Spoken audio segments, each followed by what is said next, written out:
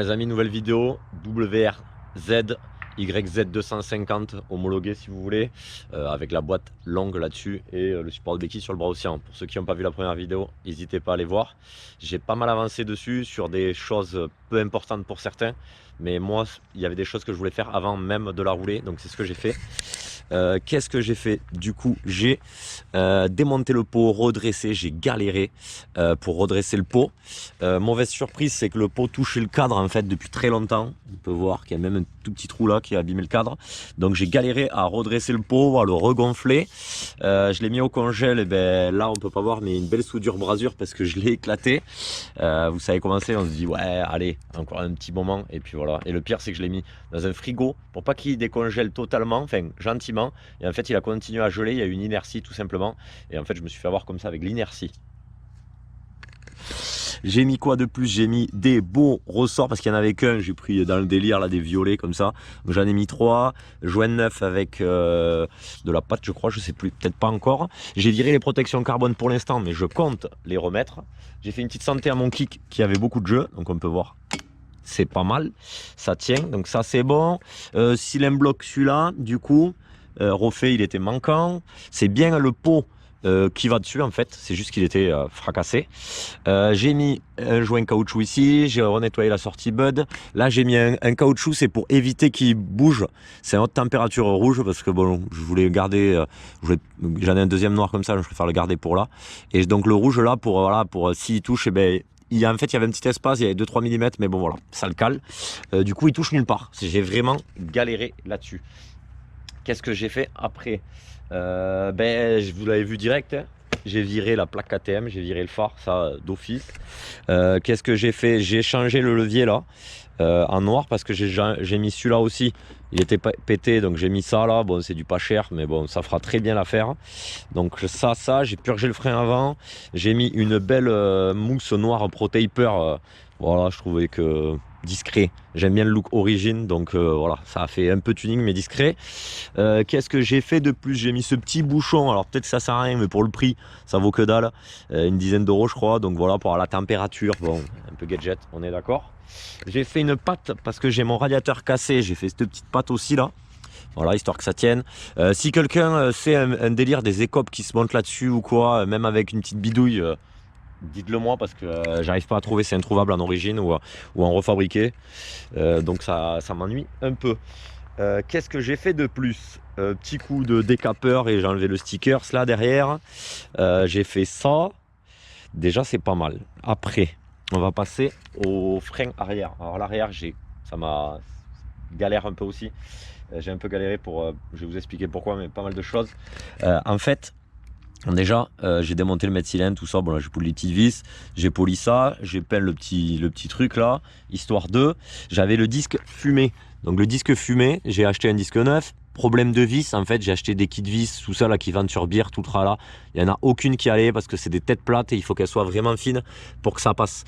Donc là, vous pouvez voir qu'il y en a 2 différentes parce qu'elles sont longues et j'avais pas 6 comme ça. Enfin, j'ai 6 comme ça, mais elles sont courtes. Donc là, j'ai des vraies vis en commande.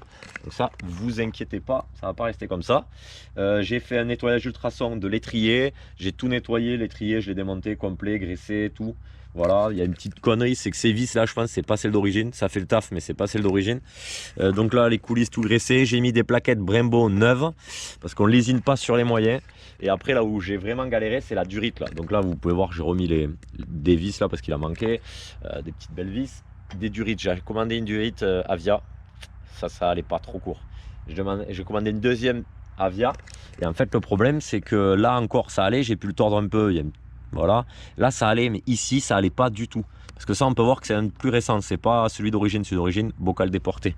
Mais bon, encore ça change pas trop le problème. Parce que c'est à peu près la même chose, juste là, ça qui est déporté, là avec la durite et derrière, je crois. Là. Donc du coup, en fait, la durite elle arrivait, et j'ai voulu la tordre pour que ça. Voilà, j'ai travaillé un peu en hydraulique, j'ai fait des stages. On peut les tordre avec une clave gentiment. Bon, évidemment, je l'ai pété. Et de toute façon, ça aurait été très compliqué. Donc, j'ai trouvé une durite Yamaha.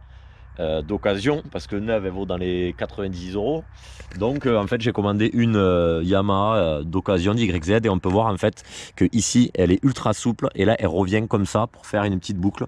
Alors normalement là ça touche pas, donc il n'y a pas de raison, c'est voilà, Ça a l'air d'être bon. Donc ça pareil, grosse galère.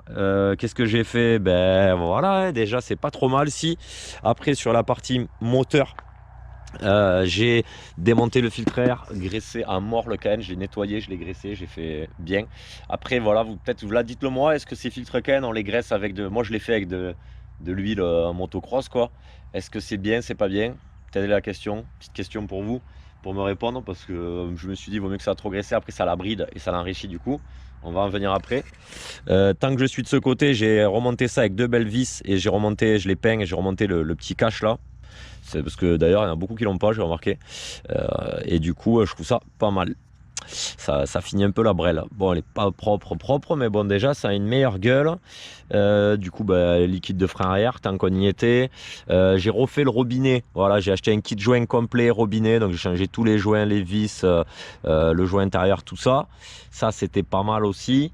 Bon, après des petites bricoles peut-être que j'oublie, mais bon voilà, rien d'extraordinaire. Et après forcément j'ai démonté le carbu complet. Je lui ai pas fait d'ultrason d'ailleurs, mais j'ai regardé les réglages. Alors les réglages, j'avais l'aiguille au plus pauvre, j'avais le gicleur 178 en principal et un 45 en ralenti. Alors ça m'a fait un peu peur. Je me suis dit putain, déjà l'aiguille en bas c'est pas bon, trop pauvre quoi je pense. Le mec avant il m'a dit ouais moi je l'ai appauvri parce qu'elle était trop riche quand je l'ai acheté tout là. Vu la tête du piston, s'il a vraiment que 6 heures, je pense qu'il y a eu un peu de chauffe parce que forcément il a tapé dedans comme un goré. Elle était peut-être limite en niveau en richesse. Donc voilà quoi, donc je me suis un peu inquiété, j'ai mis l'aiguille au milieu.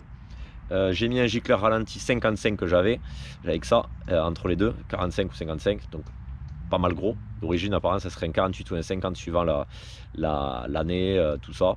J'ai trouvé les deux trucs. Et le gicleur 178, je l'ai laissé du coup parce que c'était le plus gros que j'avais. Mais sauf que bon voilà, l'aiguille je pense que c'est une enduro logiquement parce qu'elles sont un peu différentes, mais bon, c'est pas énorme non plus. Donc voilà, sauf que là évidemment j'ai remonté tout ça, j'ai dit allez tu sais quoi, premier tour de roue. Et en fait elle broute à mort, elle est très riche en bas, très riche en haut. Et au milieu il y a un petit moment où elle prend des tours, mais en vrai c'est pas ouf. Mais bon, je vais quand même essayer de vous la démarrer, parce que je fais que blablater, mais essayer de vous la démarrer quand même avant de vous quitter.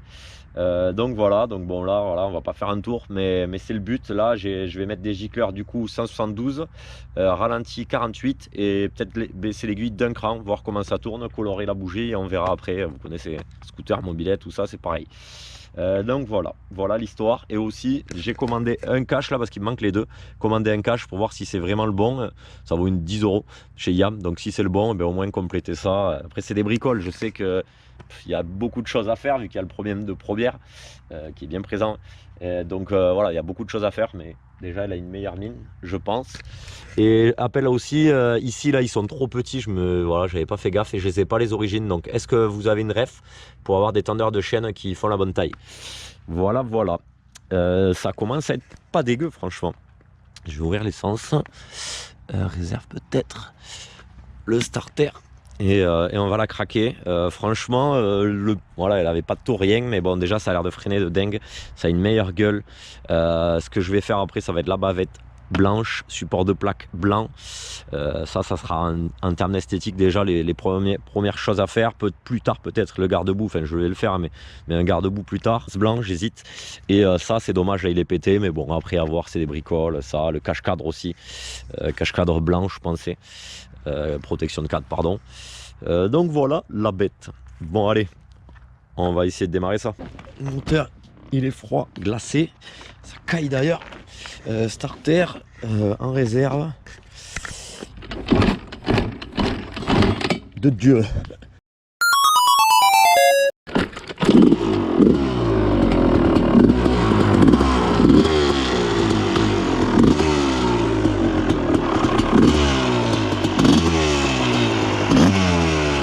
Bon, vous en doutez, le petit pot il fait un bordel.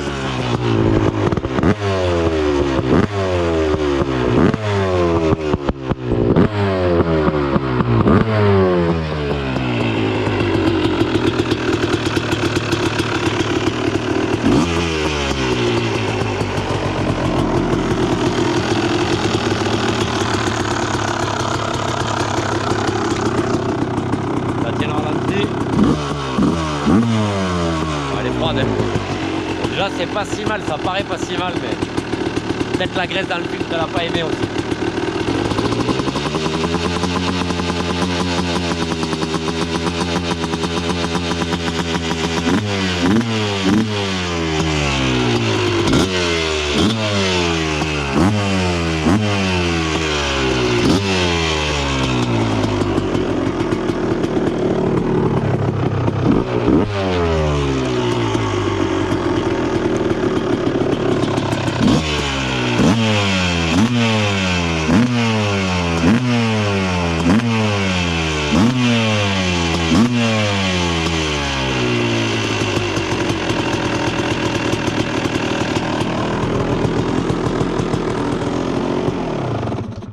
Bon les amis, ça avance plutôt pas mal, je suis content, mais ça caille.